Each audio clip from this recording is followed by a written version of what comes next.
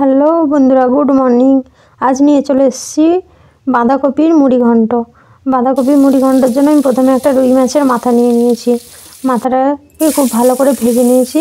আর ওই তেলেতেই আমি ফোড়নের জন্য 5 ফোড়ন, শুকনো লঙ্কা, তেজপাতা দিয়ে দিয়েছি।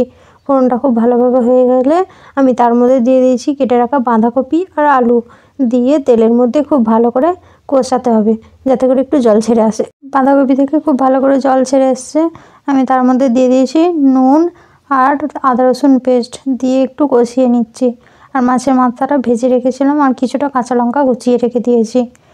কাঁচা লঙ্কাগুলো দিয়ে দিচ্ছি। কাঁচা লঙ্কা দিয়ে একটু হলুদ গুঁড়ো দিয়ে একটু কষিয়ে নেবো, যাতে করে হলুদের গন্ধটা চলে যায়। হলুদের গন্ধটা চলে গেলে আমি তার ধনিয়া জিরা গুঁড়োটা দিয়ে দিয়েছি। দেওয়ার পর ভালো করে কষিয়ে নিলাম। নেওয়ার পরে লঙ্কা গুঁড়ো দিয়েছি। লঙ্কা গুঁড়ো দিয়ে ভালো করে কষিয়ে নিচ্ছি।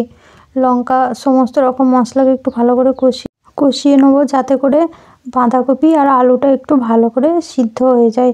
এই কষাতে কষাতেই অনেকটা সিদ্ধ হয়ে গেলে অল্প জলেতেই তরকারিটা হয়ে যাবে।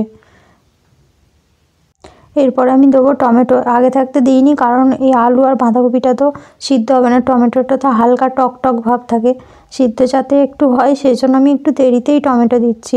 আর দিয়ে দিচ্ছি মটরশুঁটি। এইগুলো দিয়ে খুব ভালো করে কষিয়ে নেবো, যাতে করে এটা ওর মধ্যে খুব ভালো করে মিক্স হয়। আপনারাও সামান্য একটা মাছের মাথা দিয়েই এরকমভাবে বাঁধাকপির মুড়ি ঘন্ট বানাতে পারবেন, এই মাত্র কয়েকটি উপকরণ দিয়ে। আমি তার মধ্যে ভেজে রাখা মাছের মাথাটা দিয়ে দিলাম। ওর মধ্যে দিয়ে খুব ভালো করে মাছের মাথাটাকে কষিয়ে নেবো আর খুন্তি করে ওটাকে ভেঙে দেবো, যাতে করে বাঁধাকপির সঙ্গে মাছের মাথাটা খুব ভালোভাবে মিক্স হয়। এটাতে কিন্তু কষানোটাই সব কিছু। যত ভালো করে কষাবেন তত টেস্ট বেশি আসবে। তারপরে আমার পরিমাণের মতো জল আমি দিয়ে দিচ্ছি। আপনারা আপনাদের তরকারির পরিমাণ অনুযায়ী জল দেবেন।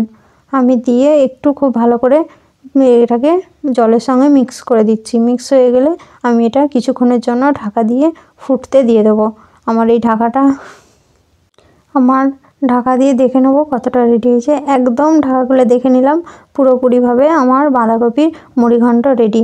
আপনারা ওই রেসিপিটি বাড়িতে অবশ্যই ট্রাই করে দেখতে পারেন।